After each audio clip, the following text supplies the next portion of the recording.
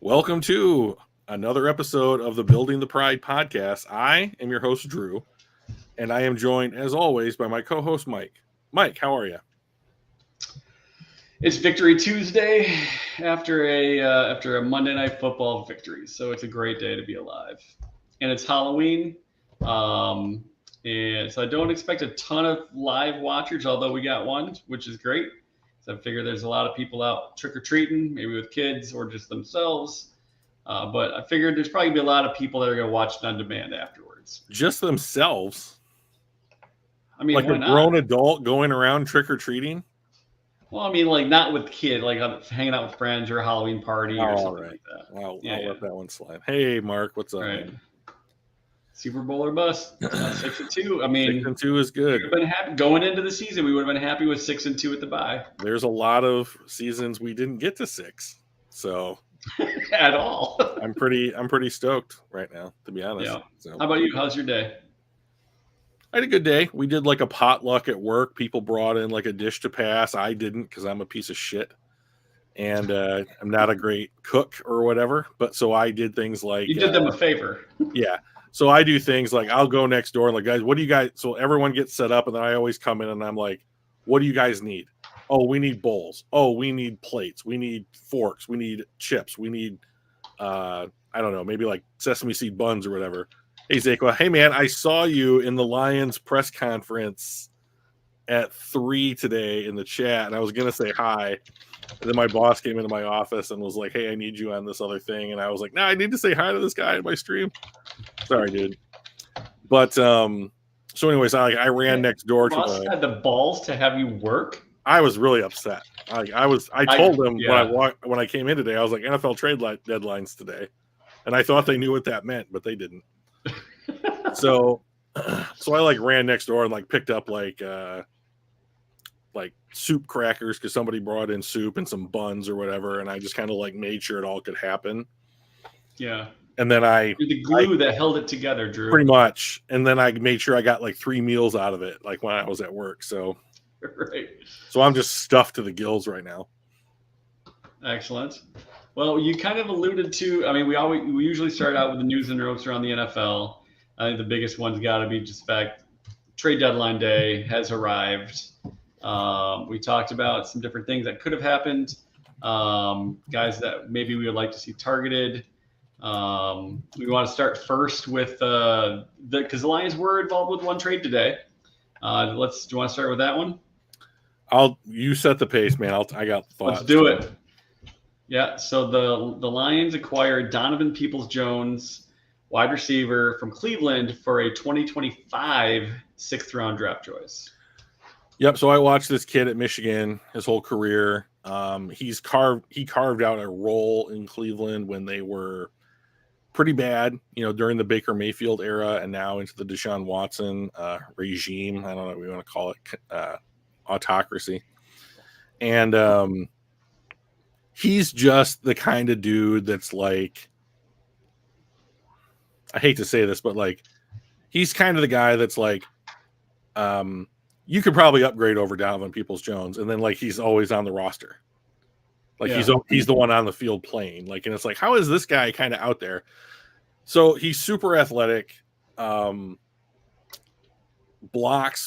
blocks in the run game, which I think that the Lions really, really want out of everybody that's on the field, and will return kicks, punts, basically. So like, I think there's some redundancy with his skill set to like, what happens if Khalif Raymond were to go out for a game or two, or, what happens if another injury where like, what if Josh Reynolds got hurt and needed to be out for like a month or something like that. And with Marvin Jones leaving the team for undisclosed reasons, sounds like he's retiring.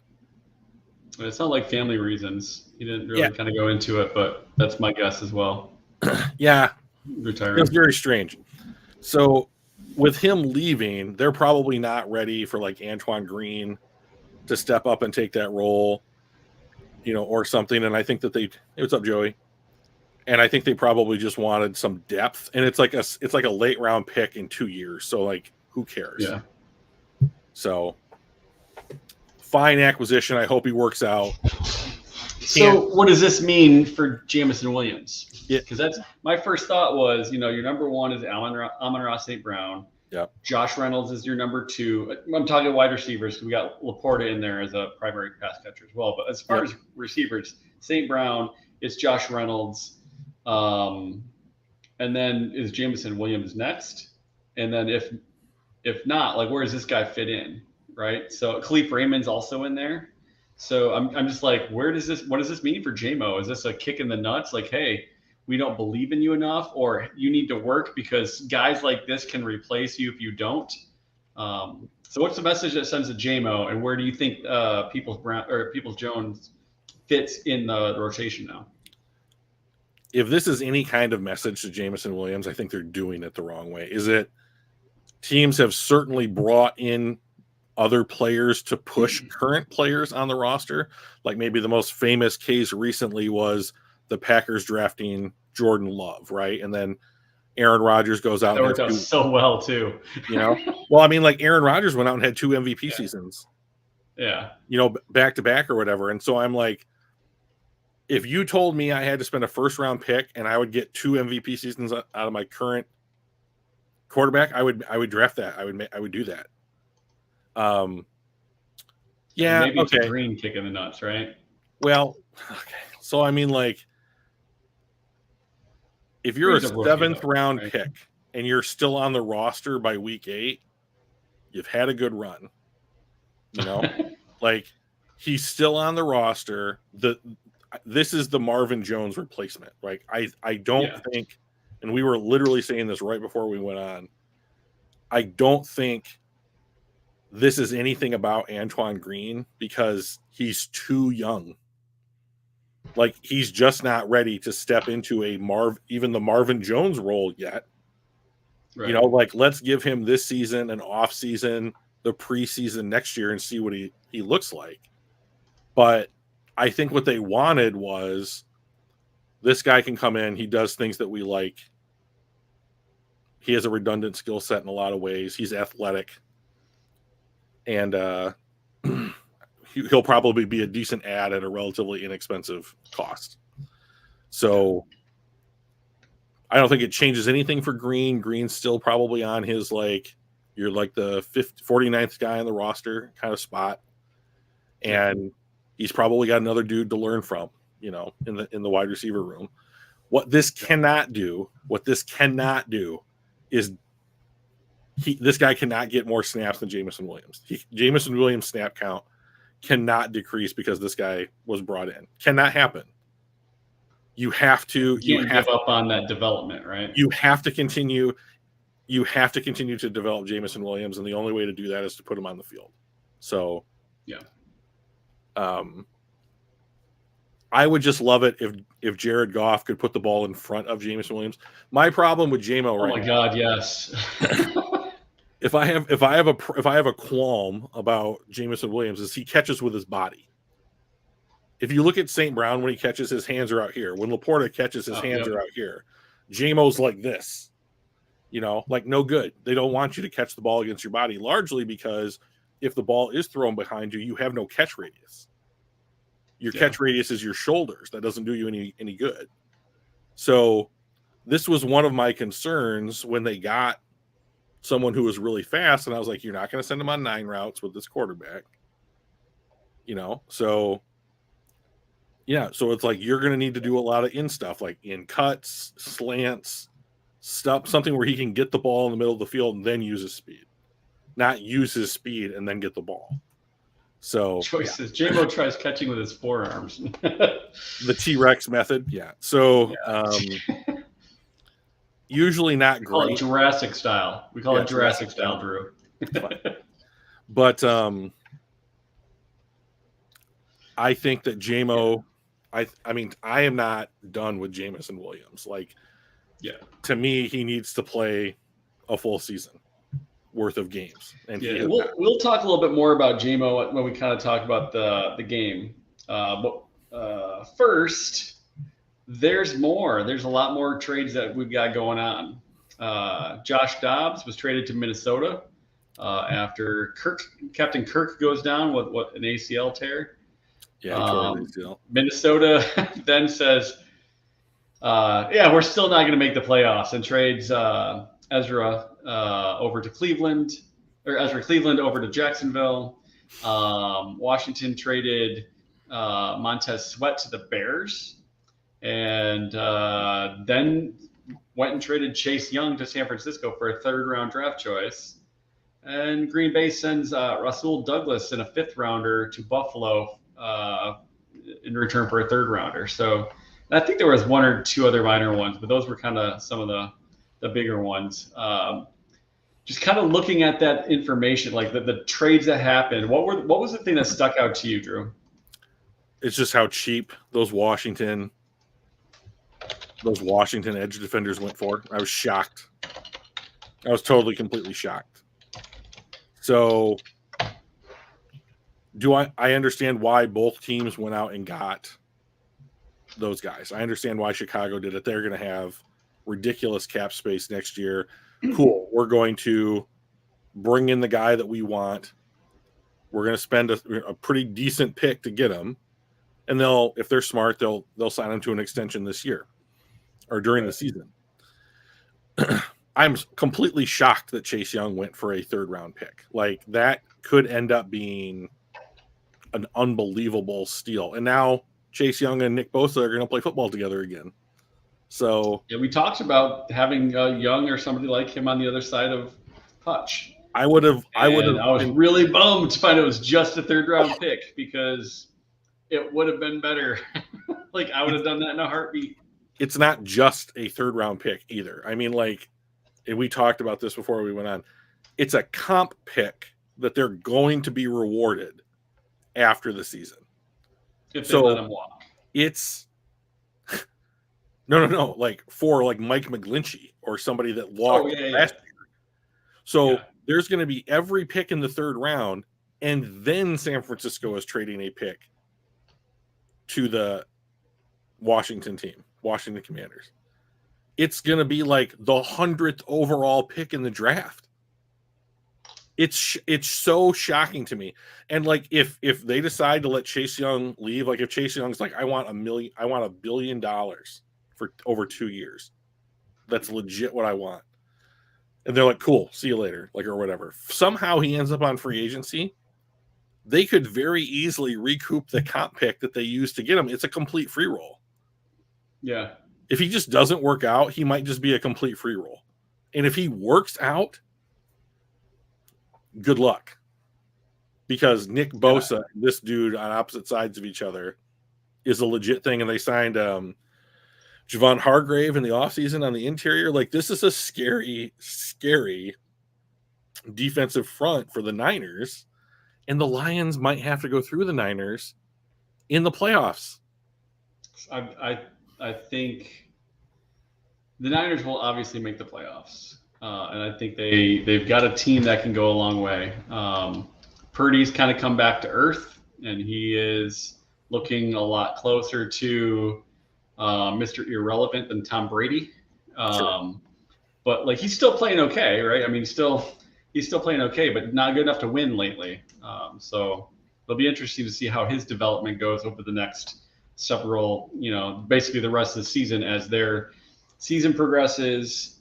He's actually running into some adversity. How does he handle that? And for the love of God, if Christian McCaffrey goes down, they're so fucked. I just don't think Brock Purdy can put that team on his back.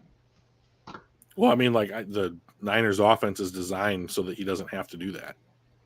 Like, right. He's the ultimate game managing West Coast system, so like, that's fine. But like, this whole, I mean, we're going to talk about the schedule a little bit afterwards, but like Minnesota trading for Dobbs, but trading away Ezra Cleveland.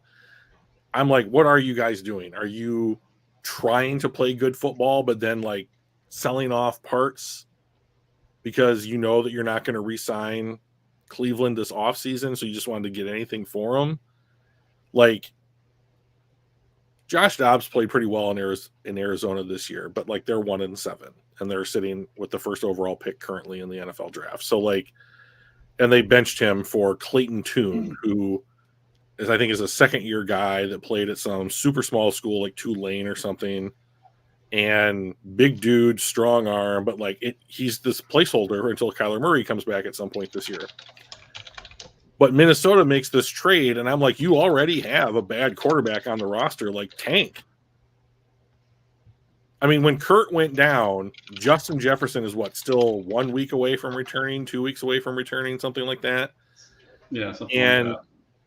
I'm like, I mean, there's no reason. I mean, Cousins go. I mean, like, can you imagine if Jared Goff went down? I mean, you have Teddy Bridgewater, but like Bridgewater is better than any backup quarterback on that the Minnesota Vikings have on their roster right now.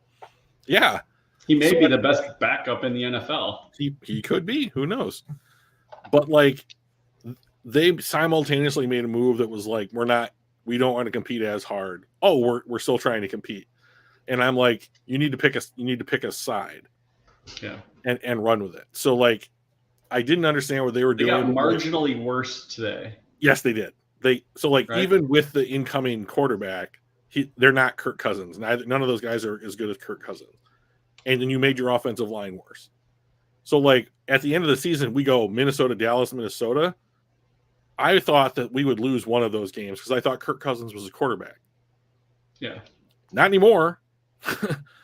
I mean, this is why I wanted Dallas the Lions might be the only game we lose. Right.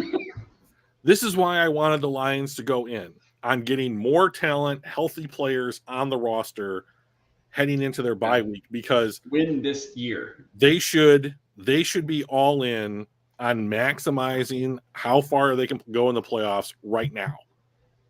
Because the NFC is bad.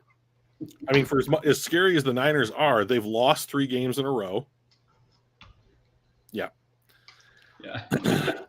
And there's only 3 teams that I think are very clearly better than them, and that's Philly, Dallas, and San Francisco. But the rest of their schedule is so unbelievably weak that they could I mean, like, if we went back and redid the schedule right now, I don't see how they win less than 12 or 13 games.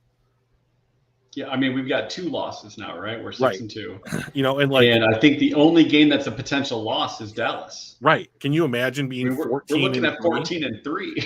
Jesus. Yeah. So if you went out and made a significant move, Chase Young, Sweat, Crosby, Burns, Cortland Sutton, traded for a corner. Jalen Johnson was on the market for all day today or whatever. You could have said, what we are trying to do is ensure the Lions have home field advantage throughout the playoffs. And that whatever team you have to play to get to the NFC title game has to come to your building. So it's probably either Dallas or San Francisco, because Philly's probably having the bye. But you could have set yourself up to have home field advantage. And like, maybe they get it anyways. I don't know. But I think that it would have been easier to accomplish if you had addressed a weakness on this roster currently. Seeing how cheaply these players went for today at the trade deadline, it's hard for me to say I want to draft some kid in round 3 this upcoming season and have him develop on a cost-controlled contract when you should be aiming for like the NFC title game or better. So I'm a little disappointed. We've got cap space to spare. We've got cap space to spare next year. Like we're set up pretty well next year. And yes, we've got some players that we need to re-sign, but there's also players that we're not going to re-sign, like Romeo Okwara. He's still on the roster, right? He was $10 million a year.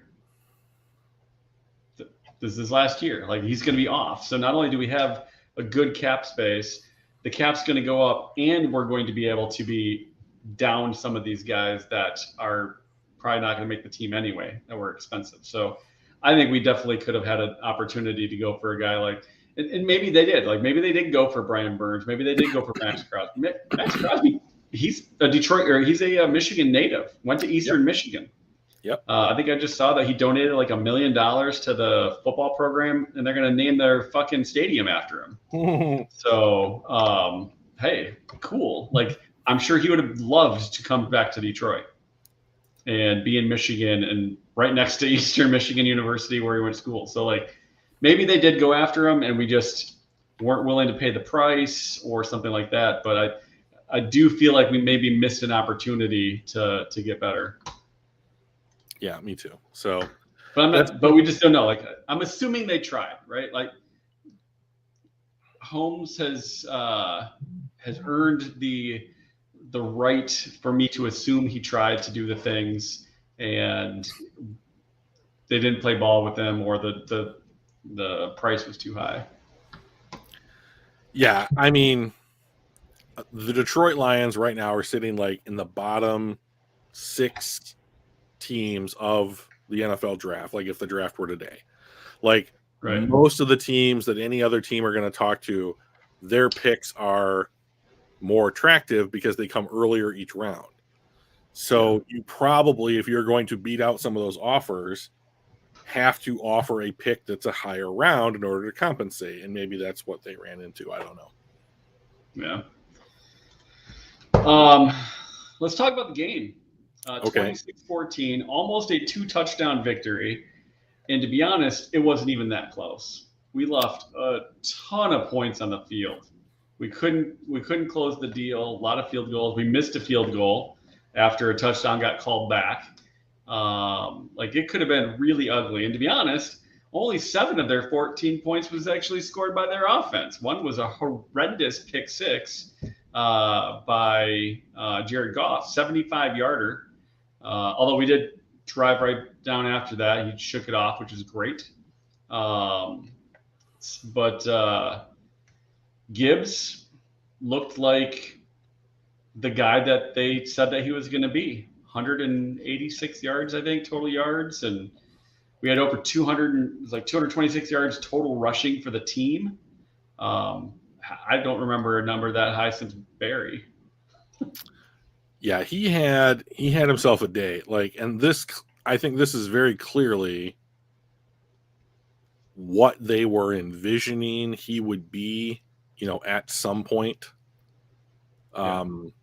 So cool. And I'm Montgomery wasn't playing. They rushed for over 200 yards in this game. Craig Reynolds had 75 yards rushing, himself. So the Lions were getting whatever they wanted on the ground game. And as good as a player as Max Crosby is against the pass and the run, it looked easy. So Jahmyr Gibbs, 26 carries, 152 yards, and a touchdown, long at 27, average 5.8 a carry. Pretty good. And in the receiving game, he had 5 catches for 37 yards, long of 14 on 5 targets. So what is this? 37 plus 152 is 189. So he had a really great day. Hey, Dr. Detroit.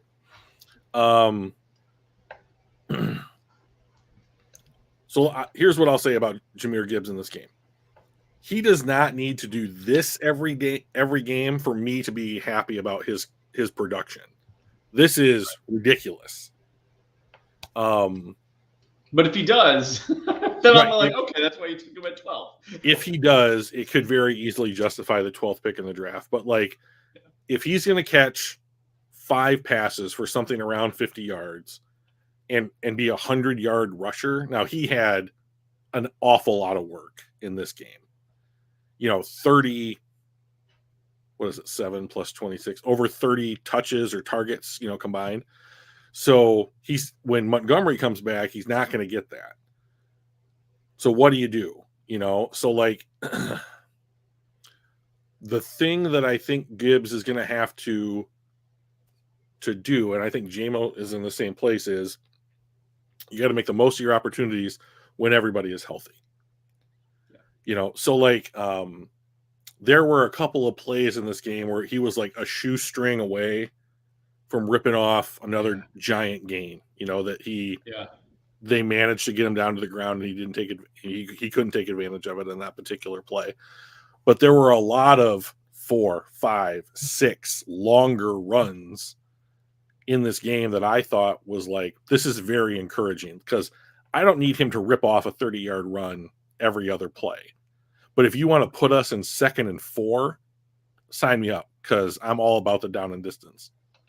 So I thought he looked really good. He got a ton of work, but the Lions ran twice as many plays as the Raiders did. It was unbelievable. The Raiders looked so bad offensively. I think we ended up with over 70 plays, right? It's like something like 76 plays on the day for the team, which is absurd.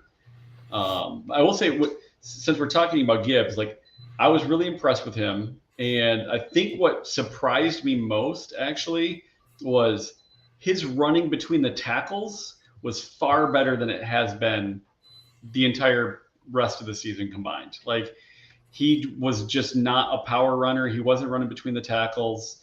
Getting outside, he was able to do well, but like I thought he ran between the tackles really well. He trucked some people on some of those runs. He just, especially the really long one, like he just plowed into the dude, spun off. I think he just surprised the guy, spun off, runs another 10 or 12 yards, plows into that dude, takes another step and falls forward 2.5 yards. I'm like, where the hell was that? Because this guy was playing bigger than his size. I was really impressed with that. And I really hope we get to see that go forward. I did not watch much of Alabama last season when he was on their squad. The highlights that I saw of him were basically him in space, where he's using his athleticism, he's making guys miss. He is much more physical. Like when they played Atlanta earlier in the season, he had a couple handoffs where like somebody like legit, like what's the guy's name from Jesse Bates, came up and like smacked him, and like he absorbed it and kept going. So like I have been one of my very pleasant surprises about Jahmyr Gibbs this season has been the dude will initiate and absorb contact. And like I was concerned that he was like, he's not going to be able to block. He's not going to be able to run between the tackles. Like, what are we doing here? But he can. And so I was wrong about that. And it really showed up in this game. Yeah, I agree. I was very impressed with that. I was, switching gears since we're talking rookies or youngsters. I was a little disappointed with JMO. He had a really nice play, kind of a longer one. I felt bad for him when Max Crosby came in unblocked on his little end around sweep thing and just got pummeled. Helmet goes flying. Like he never stood a chance. And I'm like, that poor son of a bitch. Crosby was completely untouched, and he is a animal. So yeah, he had a drop, but at the same time, it was behind him and low. I should have caught it, but it was still like, if you could, to your point earlier, if you could just get Goff to put it in front of the damn guy, we'll be able to know whether he can catch or not. I mean, most of his drops are short, behind, low, and they're just never on stride. I am wondering, and this is just a guess because I have no idea, but like, I wonder if Goff and Jameson are just like, I'm not used to your speed. I'm not used to catching the ball behind myself. We need to work together. Like, right. Because St. Brown is quick. He's not fast. Yeah. He has speed, but like he gets caught. He's not somebody that's like, oh, he got it in the field, he broke a tackle, he's gone. Like, yeah, he's gone. An exceptional. He's behind player. Somebody with the ball, he's gone. Right. He has world-class speed, but we always talk about Josh Reynolds and his rapport with Goff, right? Like, and I always took that to mean like Goff understands what Reynolds is going to do, where Reynolds wants to catch the ball. This works, this doesn't. He's got to build that with Jameson. I don't know what their practice time looks like. I don't know whatever. He was targeted 3 times in this game. Yeah. So it's I understand, like, you got to go out there and win. And St. Brown and Laporta are going to get the lion's share of targets, but like 3 targets a game, I don't think will get the job done. Yeah. I agree with Yeah. Mark. He was like, not a good pass, but you got to make the catch.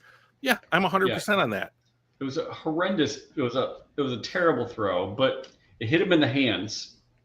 And if it hits you in the hands, 9 times out of 10, you need to catch that ball. So Sure. it was definitely a ball he should have caught. But if the ball was placed better, it would have been a hell of a lot easier for him. Yeah, and I mean, and that's gonna. I mean, like, I have did heard. You watch the whole game? I did watch the whole game. So okay, so did you see the one? It was a shorter pass. It was just like a little dump pass off to the side, and the ball was such a duck. They even made fun. The announcers even made, well, it wasn't a pretty ball, but at least it was on target, because it was just like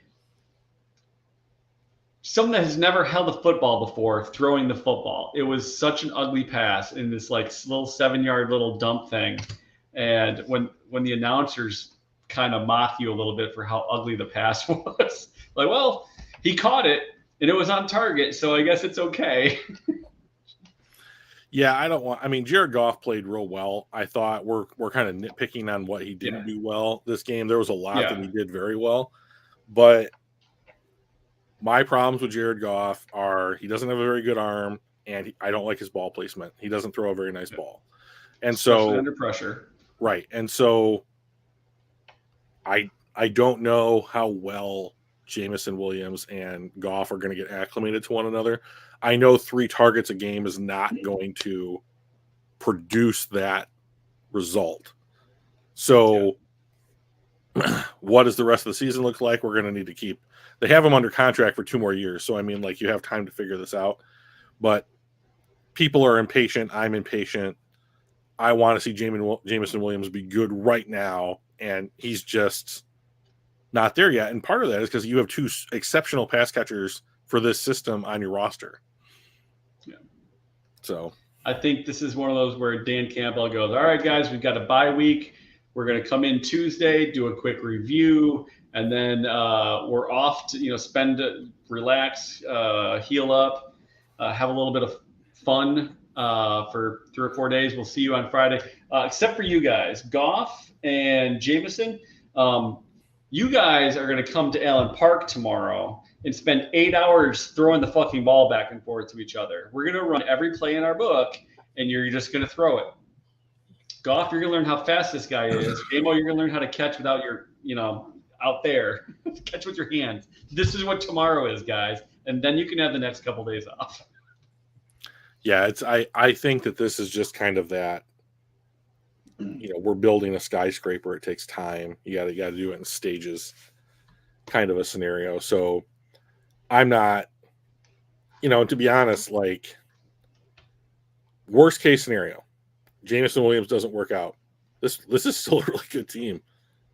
Yeah. Like, okay, that didn't work out. Fine. Like, St. Brown is the clear number 1. Laporta is the clear number 2.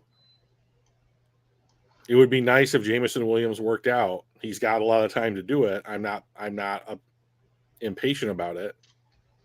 But, like, we're also not so reliant on him that it's going to, be a really big problem for us. So, not a big good. It's a good learning environment for him. Yeah. What else stuck out to you during this game? Both good and bad. Not even just a line. Like, Max Crosby stuck out to me like a sore thumb. He was by far the best player on their roster, and there wasn't anybody that performed anywhere near as good as he was on their roster. But, like, what stuck out to you? So I'll do the really good stuff first. Kirby Joseph's interception is the visual definition of what his job is on this team. That's 100% his job.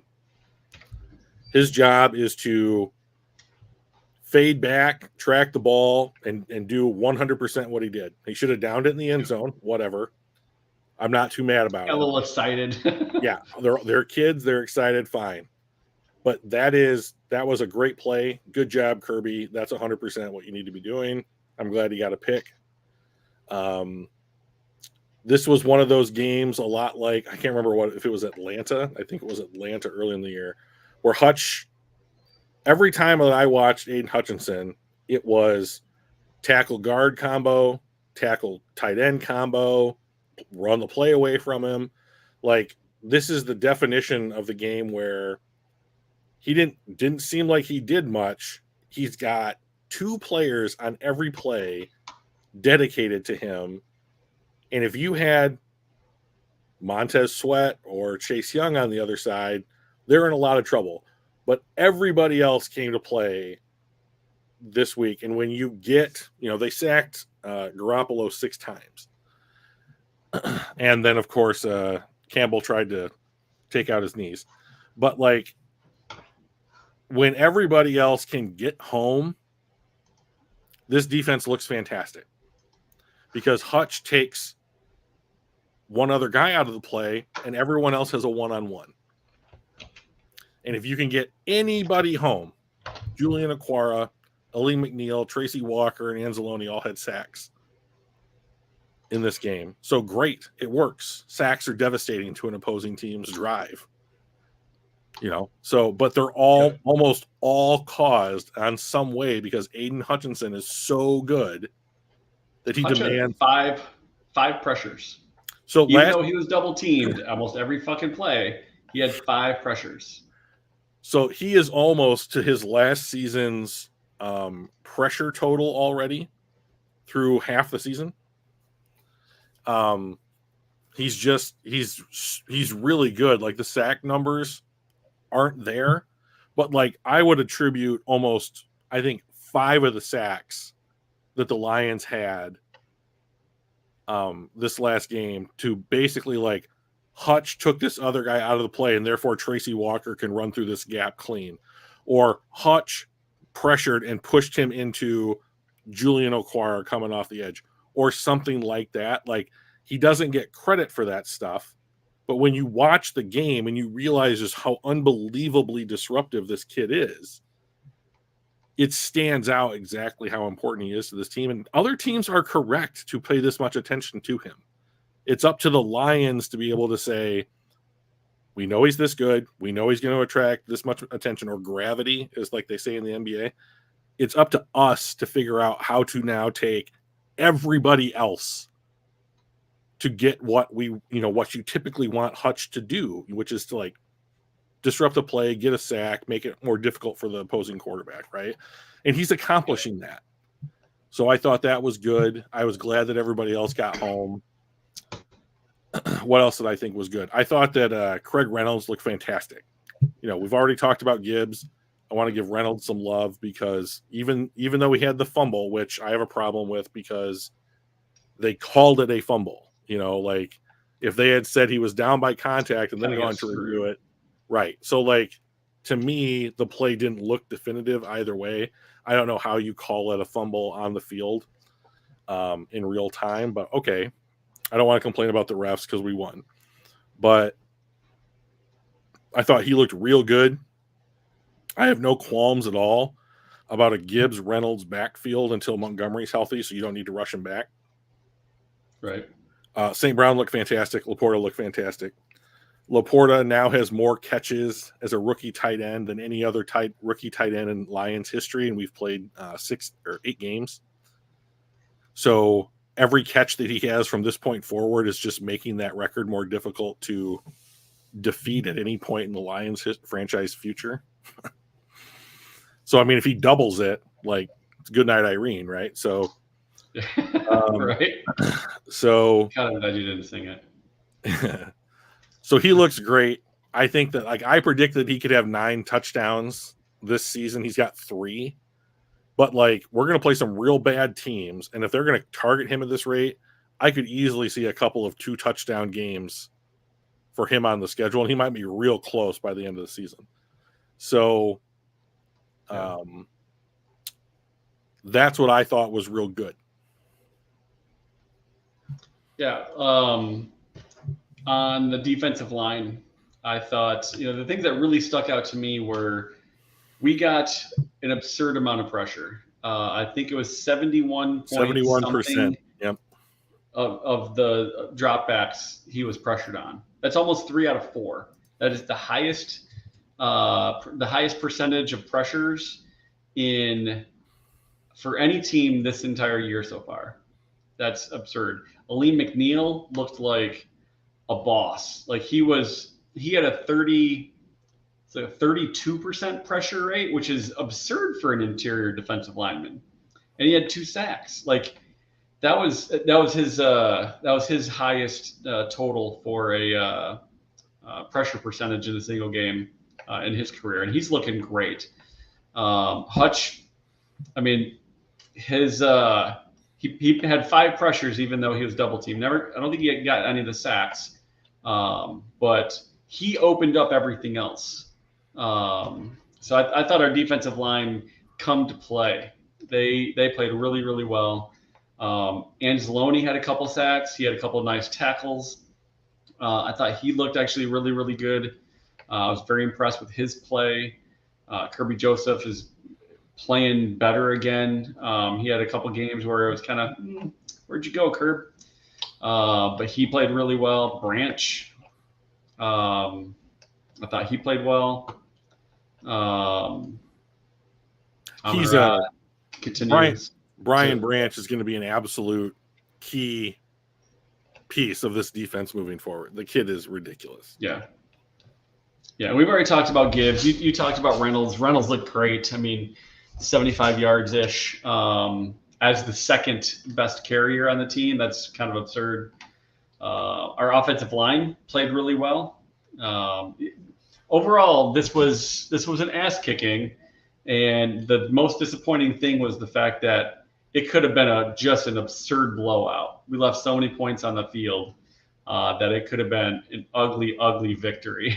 ugly loss for the Raiders, and just a beautiful blowout from us. And we let them hang in there far too long.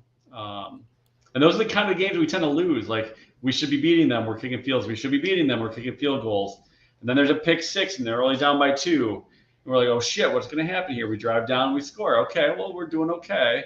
And then you just wonder, like, where is the other shoe going to drop? And it never did, which is to our credit. But that was definitely the kind of game where you're like, God, this doesn't feel good. Like, we should be killing them, and we're just beating them. So, but I'll take a dub anytime you can get it. It doesn't matter if it's pretty or ugly. A win's a win at the end of the season. So, okay, so I was nice before, but now I'm not going to be. All right. Okay, this should have been like 45 or 52-7. Oh, yeah. So here's my problem. 2 weeks ago, Baltimore absolutely embarrasses you, right? So you're in Baltimore. Yep. They're a playoff team. Lamar Jackson's playing. He's put himself in the MVP discussion. Okay, I get it. The Las Vegas Raiders are not the Baltimore Ravens. Very clearly, they're not that team. And Detroit is in a position right now where they can beat bad teams or average teams. And they can beat them like they beat them here. But Detroit was so far ahead in every stat that mattered in this game except one, and that's turnovers. And they should feel great that they got out of this game losing the turnover battle. Yeah. So here's my thing. Teams like Oakland shouldn't concern you. Teams like Minnesota, teams like Tampa Bay, teams like the Los Angeles Rams, not to throw daggers or anything.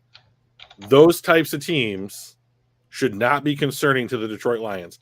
The Detroit Lions are now good enough where the expectation should be, home or away, we're going to beat this team. Here's the problem.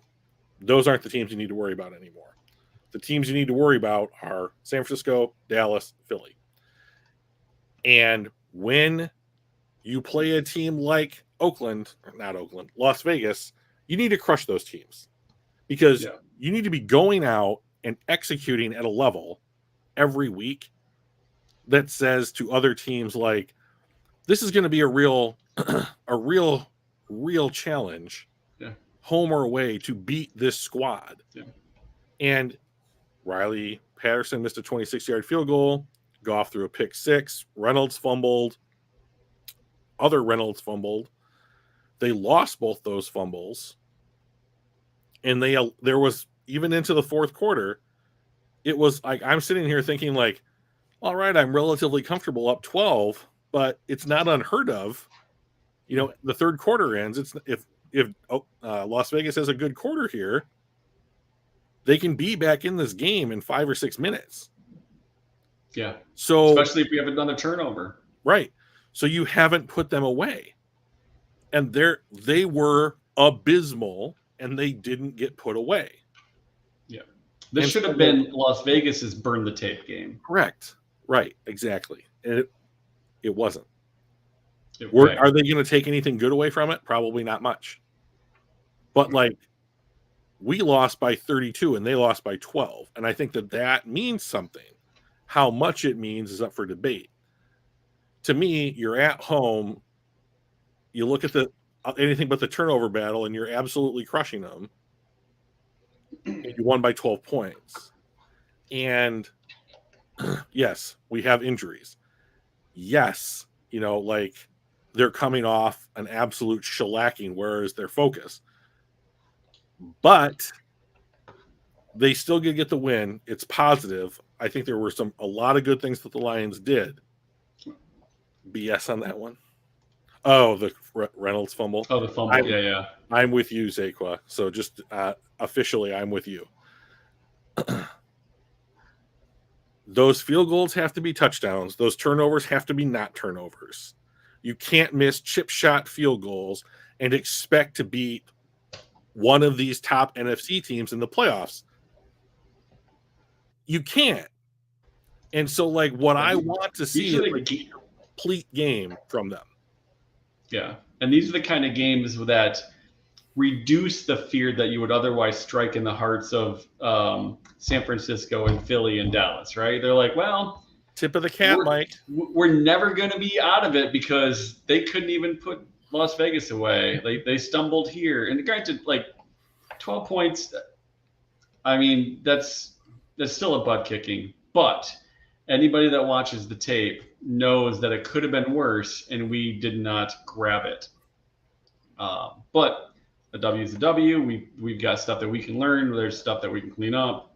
Overall, I mean, it's still like 90% good, 10% bad. And that is a ratio I'm perfectly happy with if we could do 90-10 every time, right? Yeah, I would agree with you if it was 90-10. I didn't think that this was 90-10. You didn't think so? No. Like, I don't know. The time of possession, a ton of good. I mean, there's a lot of good, Mike. Yeah. But the stuff that held the Lions back in this game, they did to themselves. Yeah. It was not something the Raiders did to them. So what you're saying is there's not as much of a quantity of good to bad, but the weight of the bad was just that much more important. Like, hey, 3 turnovers is bad, but that's a lot more weighted than, you know, a couple really nice tackles or, you know, having more pressures. Right. You know, so there was a lot of good. I'm not trying to take anything away from the good. What I am saying, yeah, 6-2 is a great spot. 0 complaints. I hear you. But like, I also guarantee you that at some point in the next couple of days, the Lions will sit down together as a team and go over this and be like, we could have done that better. We got to clean this up. And like those things, to somebody who has never played football and never been in those rooms, I was like, yeah, okay, those are probably talking points come Tuesday or whatever. Yeah. But Campbell in his speech after the games, like, there's stuff we got to clean up, but like, you know, let's celebrate this one, boys. There's, you know, we'll clean this up next week. So, and here's the thing. The Lions for so long could not do it. Could not clean that stuff up. And we're to the point now they're winning in spite of those kinds of mistakes, right? What I am truly hoping for is to see what this year, is to see what this team can be when they are not making those mistakes. Because I think it would look like something truly the Detroit Lions fans have not seen in my lifetime, which is a dominant team that executes well, that's going to go out and put any other team in the NFL on notice. You know, and I guarantee you those guys aren't afraid of anybody. And when they learn to put their foot on someone's neck and just crush and not, you know, and get the ball in the end zone and not turn the ball over and not throw a pick six or whatever, this team is scary because you take away the other team's ability to, like, you know, capitalize off of your mistakes. And when you do that, this team is good enough where not a lot of other teams can keep pace with it. So it's a great win. I'm glad they got it. It's on Monday Night Football, so the whole nation got to watch it. Cool. You're going into their bye week. Get healthy. Plan a ton because they are coming up on a stretch where they're going to have to play 3 games in 11 days. And that's tough. So yeah, I'm glad, to Donkey Kong's point here, 6-2 is a great spot.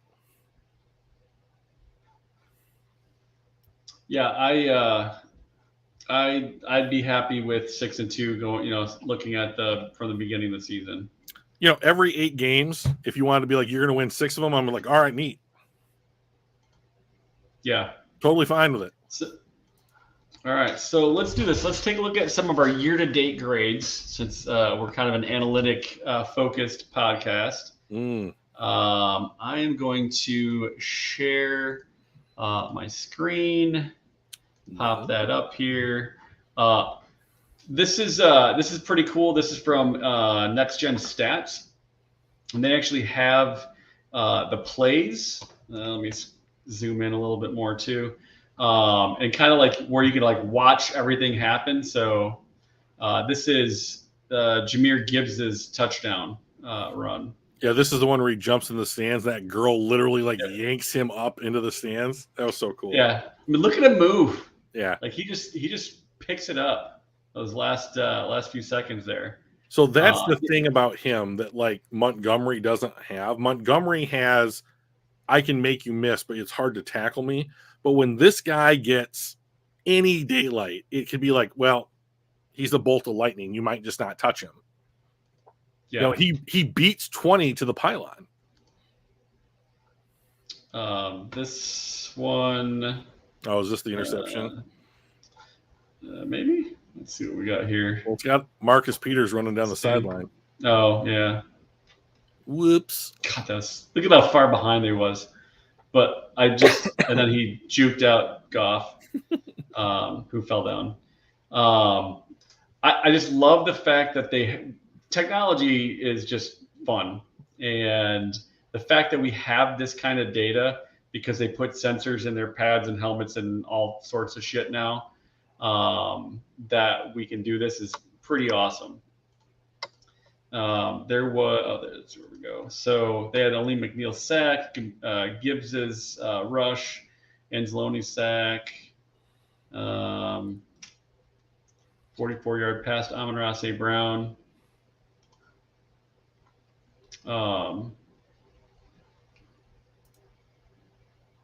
He just runs right around the guy. You know, and that's the thing about St. Brown is that like he's tough, but he's small. And like you can tell he does not want to take unnecessary big hits, which is probably going to extend his career, you know. So like when he steps out right there, I'm totally cool with it. This was week 6 with J-Mo. Yeah, this is the contested catch. Yeah. Yeah. So anyway, I just thought that was fun, but let's take a look at actual grades here. So on the quarterback side, we've got Goff sitting at number 4 Bigger. for this season. Bigger. All right. Better? Yeah, that's okay. All right. So Goff's up at number 4. He was at number 1 for a little bit. Last couple games he's dropped a little, but I'll take number 4. Last year he ended the season at number 20. So Awesome job. Way to go, Jared. Yeah, he's having his best year since the Super Bowl year. So, yeah. And we scroll out a little bit, like he's actually got a fair number of big time. I mean, he's not going to be like in the top for big time throws. He's kind of in the middle. He's at number 12, but like he was 30th or something, 32nd last year in big time throws. Yeah, so these are the things that really go, all right. That also helps your overall grades too, right? It's not just, are you completing at a pretty high percentage, 68? Not bad, right? But like you're actually completing some big time throws. His turnover worthy plays, he was real high on that last year. And this year, where is he at? I think I got to scroll. Yeah, he's tied at 25th with Stafford. Okay. With only 6 turnover worthy plays. Like all the things that I bitched about last year, he's improved dramatically. He was high on turnover worthy plays last year and low on big time plays. He's flipped the switch there.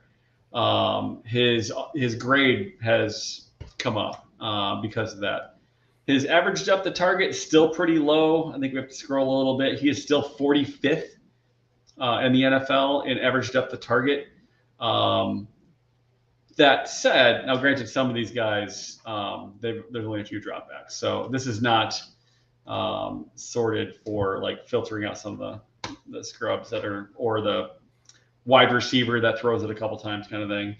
But still, he's 32 when you filter for getting rid of some of those fewer dropback guys. But like, I think a lot of this is just our scheme, right? We've identified this is what he is good at. He's good at that quick, short West Coast thing.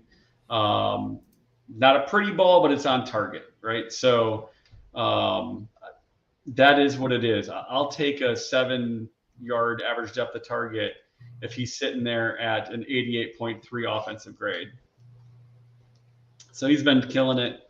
Linebackers, we got to scroll a little bit, but Anzalone is in the top 32 now. He was like 57th or something earlier in the season.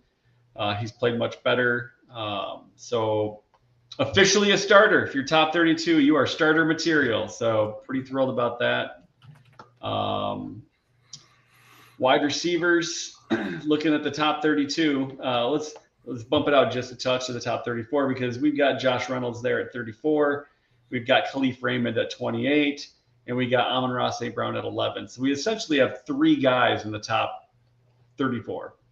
Mm-hmm. That's pretty great. I have not done a count for any of these other teams to see how many, if there's anybody else that has more than 1 or 2. I see Seattle's got a couple. I see Tyler Lockett, Jake Bobo, and DK Metcalf. So they've got 3 as well. But that's 6 out of the top 34. There can't be too many other teams that have that many. So our wide receivers have been playing really well. On the tackle side, Penei Sewell is at number 2, or I'm sorry, looking right at it. Let me make this bigger again. He is at number 4, and Taylor Decker on the other side is at number 17. Mm-hmm. That's a pretty damn good combination. Pretty happy to see that. Edge rushers, we've got Hutch in the top 10. He is number 8 at a 90, which is an elite number. Hang on one second. Yeah. Hutch has played 444 snaps through 8 games. Look at fucking Max Crosby's snaps. 500. Yeah. That's an insane number. I think they said that he's played like 99% of their snaps or something like that. And that's absurd. Who wouldn't want that guy in Detroit? Jesus Christ. Oh, right. And I mean, and he's playing at a super high level. So yeah, Hutch is at 8th most snaps in the league. And also is the 8th best, or highest graded anyway. So he's been great there. Interior defensive line, Ali McNeil is also in the top 8. I mean, these are things that I would have been thrilled with Ali McNeil in the top 25, right? But to be top 8 is pretty great. Hutch last year when we switch back over to the edge rushers. This is for just this year. Yeah, but last year he was not anywhere near this. Trying to think what other positions we want to take a peek at. I did look at halfbacks. Craig Reynolds. He doesn't get as many snaps, but his play has been really good. And Jahmyr Gibbs has actually jumped up quite a bit the last few weeks with the quality of his play jumping up. So he is currently the 13th best graded running back.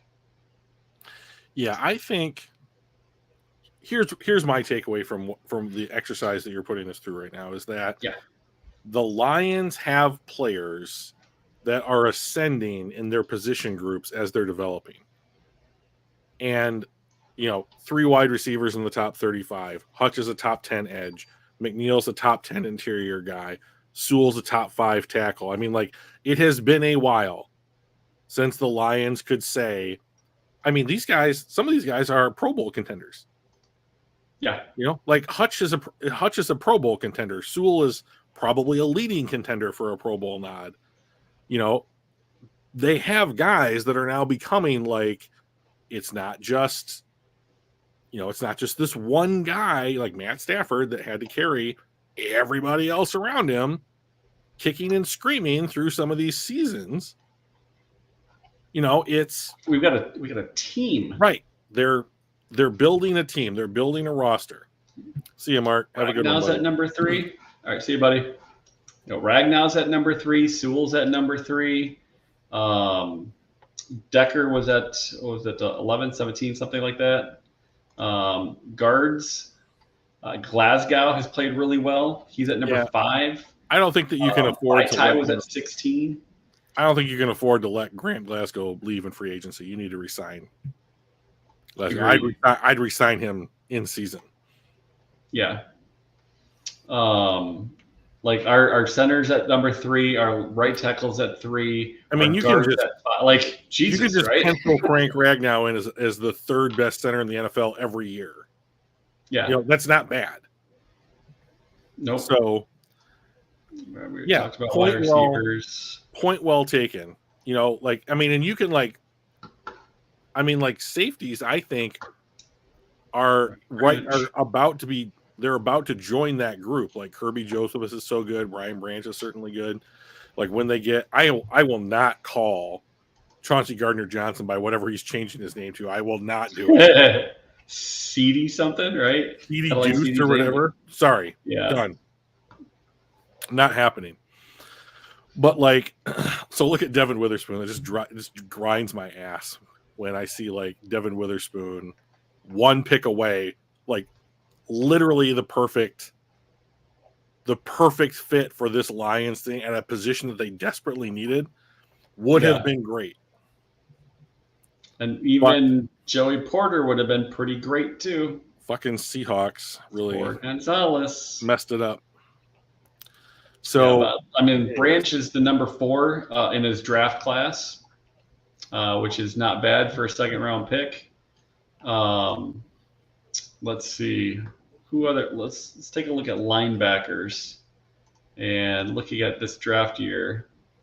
So Jack Campbell is the 76th best linebacker, and there's not too many other linebackers that were taken this year that are even on the list. Well, Ivan Pace didn't get taken. He was a UDFA. So you're saying we could have gotten a better linebacker, a higher performing linebacker for literally nothing. Look at Ivan Pace though. His run defense is on par with. No, just exit out of this. Yeah, I'm just looking at where he's at. So 45th out of 77 for run defense, 5th out of 57 for pass rush, 28th out of 74 graded in coverage. Yeah, but just click off it for a second. Look, compared to Campbell, they're equal in run defense. He's better in coverage. He's elite at pass rushing. And you could have had him for calling his agent up or taking him set in the 7th round. Our 7th round pick, right? You know, and like you don't know this, you know, like no one knows Yeah. this. It's like about whether or not you're going to take a chance on a dude, right? But like, you know, I got into a conversation today with Matthew Turner from Roar of the Lions UK, and we were talking about value since it was trade deadline, you know, day. Right. And you know, he was like, I don't mind if they make a trade. I just want good value for it. And I was like, what's good value? And he was like, I don't know, someone that can who's going to be on the roster for a while, you know. And like he brought up like the AJ Brown trade, like a position of value in their prime, get a good deal on them, that kind of thing. And I'm like, so we, at part of, I don't want to misrepresent what he said. So like one thing he brought up was like the Lions are building for the long term. There's no such thing in the NFL anymore. There's no such thing as building for the long term. You're either bad and trying to get back to where the Lions are right now, or you're one of the 2/3 of the teams in the NFL that are convinced that they have a chance at the Super Bowl, and you're all in. You're all in every year that you think that. Yeah. And so that's why I was so amped up for them to go out and make a deal, because they should be all in, because next year doesn't matter, because the only concern is what you're doing this year. You know, well, and like next year we may be without an offensive coordinator, possibly without a defensive coordinator, and possibly some staff that may take with them.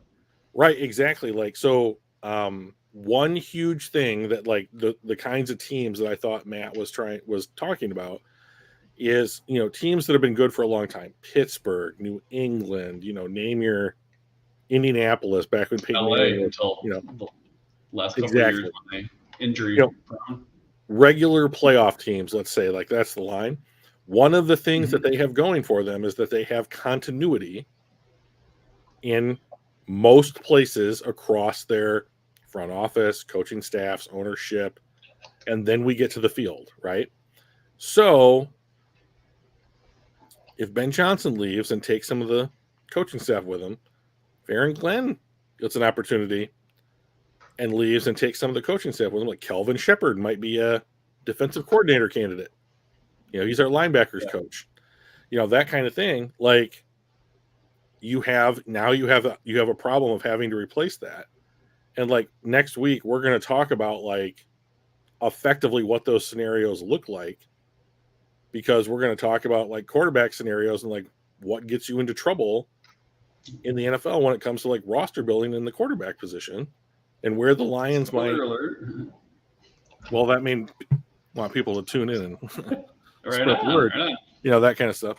But like, you know, like here's an example: the Bears a couple of years ago in the same draft where we took Sewell, they trade up to 7 to get a quarterback, and that regime was banking on that pick saving their jobs, and it didn't. Then you had to bring in new guys, the current coaching staff and front office, who didn't draft that player, and now they're bad. And it's like, well, if you get the first or second pick in the draft, you taking a QB? We just going to pick our dude? Yeah. Maybe. So it matters. Although, I mean, Fields himself, his performance itself is pretty good. Like he's playing okay. It's just the rest of the team is utter garbage. Well, so here's my problem. That's the question: is like, do we give up on him and draft Drake May or Bo Nix or Caleb Williams or something like that? Or do we go? But isn't that cute? I'm so happy. Or do we just stick with a guy like Justin Fields, who's improving? This is only his third year.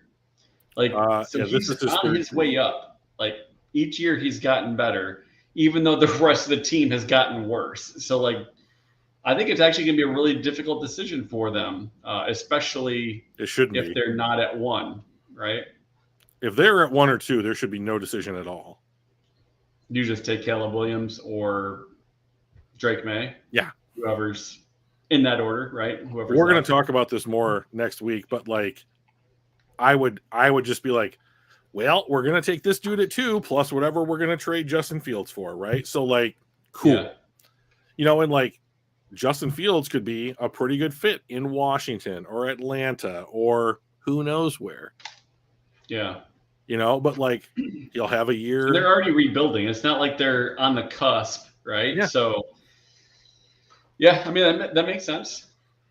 So, yeah, we're going to talk more about that. I like it. And then just overall, as for the team, our overall score is number 4, which is phenomenal. Like, I would have been thrilled to be in the top 10 and to be at number 4. And, our offense is the second highest graded offense. Our passing is number 4. But like our pass blocking, like our line is doing really well. They're the second highest graded line. Our receiving core is pretty good. They're at 5. Like, if you notice this, other than running, we've been essentially top 3, top 5 in basically every single category. On the defense, last year we were 32. Mm-hmm. This year we're 14. We talked last year, like, if we were just a mediocre defense, what could we, we would have been able to make the playoffs, then what can we do? And we are a mediocre defense, and we're 6-2 and potentially going to be 14-3. I mean, looking at the schedule going down the road. So our run defense has dramatically improved. We're within the top 10 there. Our tackling is still not that great, but middle of the pack. Our pass rush, still not great. That's why I was really hoping to get a guy like Chase Young. I don't want to say sell the farm, but like, our draft picks are assets. So use them. This is kind of the most disappointing piece of this whole thing, is that our pass rush is still so low. And in fact, our coverage is actually better than our pass rush. Jerry Jacobs has played way better than I thought he would have this year. So good job, Jerry. Yep. So I'm just pretty pumped to see the Lions where we're at overall as a team, and so many individual, like our baseline of talent was real low. And I think over the last 2-3 drafts, we've dramatically improved our baseline of talent. We are now cutting people that would have been starting for us 3 years ago, because they can't make our team. So I think one thing, because the people that are listening might be like, all right, we've been watching you guys for a while now, and you guys have been all about like trade down and get more value for your picks. Why are you different? You're muted, by the way. And why are you guys different now? Okay, so here's the reason. The Lions have a young core of solid players that have gotten them to this point, right? That and the fact that Jared Goff is playing maybe the best football of his career. That cannot be discounted. For at least, like, pick your spot or whatever, but like, there is no reason why you can't take 1 year's worth of draft picks and been like, imagine if they had traded for Brian Burns and like you give up a 1 and a 3. Okay. So like in 2025, guess what the NFL does? They give you all your picks again. I mean, it's not like you're bereft of picks forever because you made one expensive trade, for an established, qualified player. Like, there's no way that you can tell me that 1 and a 3 is going to be equal to the player that you traded for. You hope it is. You hope it might be better. Right. But the Lions don't need to every year draft and develop. They have done that. They have a core. Improve the core using your picks in any way that you possibly can. And at some point in the future, you're going to have all your picks again. Like, shit, the Rams didn't have a first-round pick for 7 years. This is the first time they're going to pick in the first round of the draft in like 8 seasons. Yeah. So I mean, like, it can be done. So you just got to pick your time, right? Right. Which is yet again why I'm disappointed, because these players today some of them, I think, are real difference makers, and they went cheap. And I think that I mean, the Lions are not in on those trades. We know because they didn't do them. The Lions are using the original Jimmy Johnson trade value chart to make trades, which want to make trades on a 1-to-1 value ratio. So like, it's not. I mean, they're leaving stuff on the table. Like they're leaving food on the table. So, in my opinion, but let me see what Mike sent me here. We can do it now. Oh, yeah. All right. So let's take a quick peek. So this next week is gonna be a bye week, right? We're gonna get a little bit healthy, hopefully. Yep. And hopefully J-Mo and Goff can get together and play catch for a while. And then week 10, we're gonna come back at home against the Chargers. Yep. At home. At home. I think it's isn't it in LA? I think it's in LA. I think you're right. But that could be a home game for us. You're right. Because the Lions fans travel well, and it's not a home game for the Chargers. Yep, I'm gonna fix that and pop. There we go. Week 10 preview: Detroit, LA Chargers. So that's gonna be an interesting game. I believe the Chargers are 3-4. Does that sound right? Because they've had their bye week already. Right around there, yeah. I'll take a look. So they're essentially 500, a little bit less. Justin Herbert is killing it. He's played really, really well. I had a little back and forth with somebody on one of the Facebook groups about Justin Herbert, and he's like, Herbert's not elite. Goff's better in every way. And I'm like, Herbert has better QBR, better passer rating, more touchdowns, fewer interceptions, higher completion percentage, and is only 1.8 yards per game less than Goff. I'm like, he is literally in almost every category better. He's got an elite arm. He's got elite ball placement. He just has a shit team around him. I mean, what Stafford went through for 12 years. Right. But he's good. So I'll be really curious to see how our dramatically improved secondary handles that, and whether we can get the kind of pressure that we did this week on him. So I don't like this matchup. So do I think the Lions are going to win? I do. Do I like the matchup? I don't. So this is the best quarterback they've played since week 1. And, well, who else would you put in there? Lamar. I know how you feel about him. I think he's playing like an MVP. He's playing really good this year. I can't deny he's playing really good this year. And so we carved up the Lions pretty solid. So yeah. So I think Brock Purdy would have carved us up the way that we just came out flat everywhere. Okay. So I think Justin Herbert has the capacity to do that. And I don't like the way that their offensive skill position players lines up against our defense.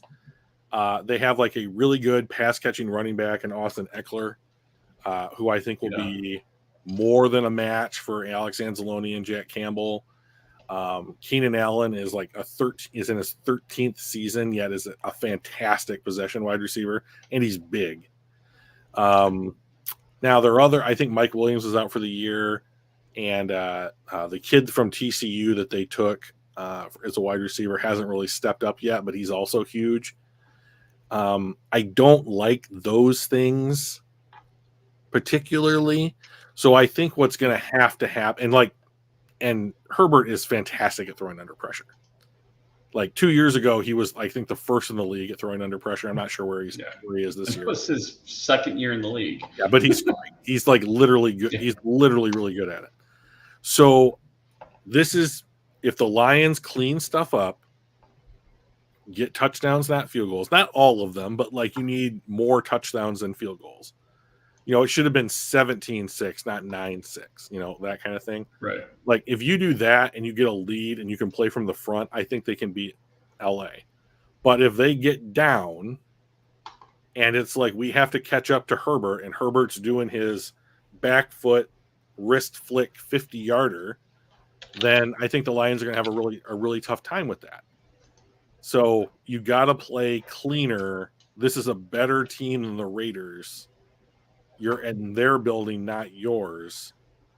You got to play a clean game. So Yeah. they certainly can. Yeah. What you said. Yeah. So yeah, I'm just mostly worried about whether the pass rush and secondary from the Baltimore game is going to show up. Just looking at the way that we've played all of the non-Baltimore games, like I don't think so. But this is one of those. I don't want us to get like overconfident either, where we're like, oh, well, they're not even 500, and then just find out you're going to get smoked. Yeah, I remember they have to play in the AFC West, which is, by record, you're going to look at it and say, not a great conference, but like, look at the NFC North. I mean, right. It's a better conference than they do, and they have way better QB play than this conference does. So, I mean, it's a legit problem. Yeah. So, they can certainly win this game. I think we will. But it's one of those that we could lose, right? I don't want to say it's a 50-50 game, but it's one of those that you're afraid of losing, but also have the confidence that we're going to pull it out. I would be real interested to see what the money line looks like, say this time, next week. So, yeah. Well, next week we will be back Tuesday, 7 p.m. Pound that like button, pound that subscribe button. We're at, I think, 86. So we're inching closer to that 100 where we'll try to figure out how to do some sort of like live stream while the game's going on, reaction type of thing. So tell your friends. You can't be the only Lions fans out there, guys. Hit up the Discord. We got some we got memes and news and chat, like all of the trade stuff that was coming through. We were filling up the latest news channel in our Discord. It's a lot of fun. So there's the link there, and I'll make sure it goes in the show notes. But other than that, I think that I got nothing else, man. What about you? So have a happy Halloween, I guess. Happy Halloween. We'll catch you guys next week.